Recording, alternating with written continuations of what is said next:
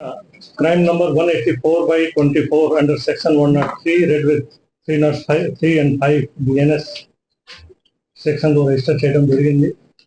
ఈ సంఘటన ముందు కూడా కొన్ని కేసులు ఉన్నాయి, కొన్ని బ్యాక్గ్రౌండ్ ఉంది. ఆ బ్యాక్గ్రౌండ్ కి కూడా మనం విచారిస్తాము. ప్రతి ఒక్క కేసుకి విచారిస్తూ ప్రత్యేకంగా ఈ కేసుకి అన్ని కోణాలతో మనం విచారిస్తాము. ఎవరెవరున్నా దానిలో పాల్గొన్నారు అందరి మీద కఠిన చర్య మనం తీసుకుంటాము. All accused will be get arrested very soon. Already main accused ఎవరు ఉన్నారు మన పోలీస్ కస్టడీలో ఉన్నారు, వాళ్ళు కూడా మనం విచారిస్తున్నాను. అట్ ది సేమ్ టైం బాగా క్లియర్గా నేను చెప్తున్నాను, పోలీస్ డిపార్ట్మెంట్ తరఫు నుంచి we are ready to take tough action against any such people those who are going to involve in any kind of crime. ప్రత్యేకంగా పల్నాడు డిస్ట్రిక్ట్లో మనం చూస్తున్నాను కొన్ని సంఘటన జరుగుతుంది. మనం అందరికీ వార్నింగ్ ఇస్తున్నాను. Anybody who will be involving in any kind of such crimes we are not going to tolerate. మనం ఎవరికి వదిలిపెట్టము.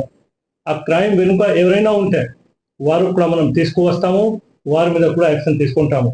ఆల్రెడీ కొంతమంది ఫరారీలో ఉన్నారు, వారు కూడా నేను హెచ్చరిక ఇస్తున్నాను దట్ వారు కూడా వారు ఎక్కడో ఉన్నారు, వాళ్ళకు మనం తీసుకువస్తాము, కోర్టు ముందు వాళ్ళు అందరికి ప్రజెంట్ చేస్తాము.